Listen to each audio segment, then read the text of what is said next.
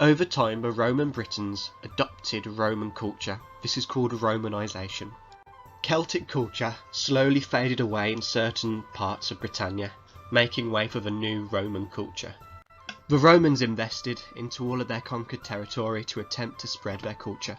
New standards of hygiene were introduced, and if you wanted to get clean, you'd have to go to a Roman bathhouse.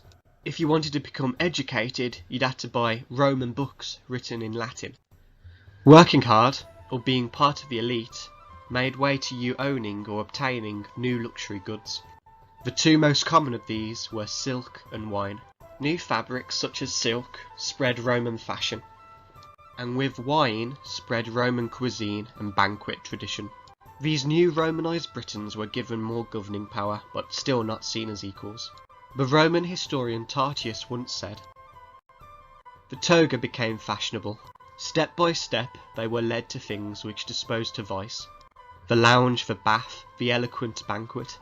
All this in their ignorance they called civilization, when it was but a part of their servitude." Romans also understood the lasting effects of religion.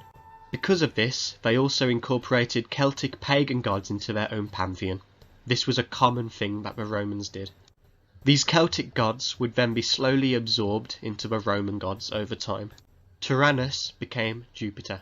Mapanos and Belenus became Apollo. Some gods like Cernunnos were simply unassimilated and forgotten. Epona was another one of these gods. Tortatis became Mars, and Lu became Mercury. Most of the Celts, as we know, lived in small rural communities. And so for most of the Celts, very little changed.